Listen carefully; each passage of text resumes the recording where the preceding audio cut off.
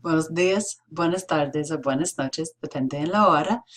I want to go over discussions and how I want you to be practicing communication with these types of assignments.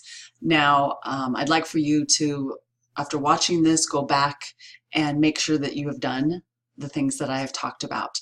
The rubrics that I have posted in here can be extremely helpful because it gives you some things that you can actually go in and count. Did I do what I needed to do? Some checkpoints. There are some that are a little more subjective. Subjective.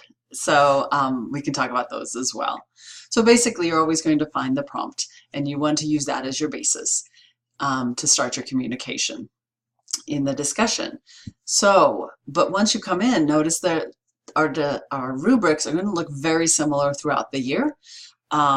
Here we want to make sure that you're understanding what it is that you're being asked of, and that's what this first one is. The second one is, do you have a back and forth with your classmates so that you are practicing that continuation of a discussion, and so that when you are in real time, it's easier for you. You have kind of a recipe to follow. Are you able to ask and answer questions? The more you can ask questions, the more control you have over the conversation, and be able to keep somebody within the vocabulary and grammar that you know, so that it doesn't kind of go off into tangents. And then are you able to use some detail? That's something that we want to keep growing in as we move forward and in your learning of Spanish. So to look at these, the first idea is basically, are you bringing in information that somebody has said into your response to them? That is one way for me to be able to notice, are you able to understand them?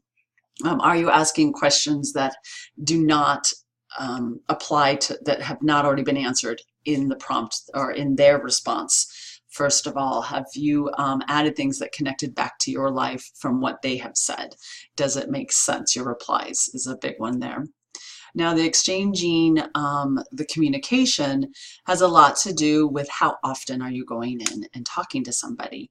Now, what this can be, notice proficient is that you have included at least 2 comments with 1 peer, and then advanced is beyond that. So what that means, 2 communications or 2 comments.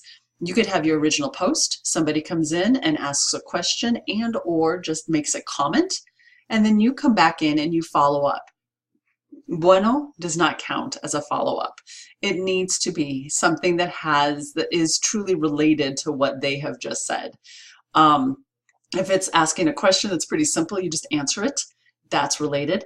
But if it's a comment in there, it could be a question back to them, which then sets that up, because another way that you could have the 2 comments is that you have gone in and you have asked a question of somebody else. They have come in and made a reply there and possibly asked you a question, and now you respond back, and now you have your 2 there. And the other person also has their 2. So the more you can have those going, the better. That is the best practice that you can have with this. Now that ties right into the next one, which is asking and answering questions.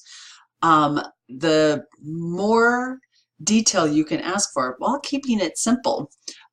Basically, it's taking, somebody talks about the activities that they do, the things that they have. You can talk about their likes or dislikes around that. You can ask about characteristics of, like if they're talking about a pet in their house, or the chores that they have to do, things around there. Favorito is a good one with this. You're asking for what, asking them about which is your favorite? If they've listed numerous things, versus the do you like or do you not like? Those are all great ways to rely on what you already know to get more information out of somebody, okay? Now that also then ties into the next one, which is creating text with some description, so that when you're replying back, you can reply back and show that you've understood and that you're proficient by saying just a short phrase or word to answer the question. That is natural conversation. However, because we're trying to learn this language, the more you can expand out on that, the better.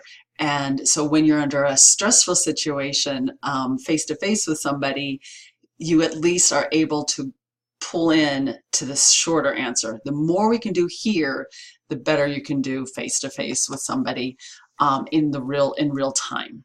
Okay, so try and answer it. If somebody asks, do you like, and respond back with, I like because. Okay, me gusta porque. That is a good way to elaborate a little bit, okay, at this. So it's not super complicated, but it adds a little more detail. And that's how we're moving little by little, okay, paso a paso. So as always, if you have any questions about this or would like any extra help with it, contact me, let me know, y nos hablamos más adelante.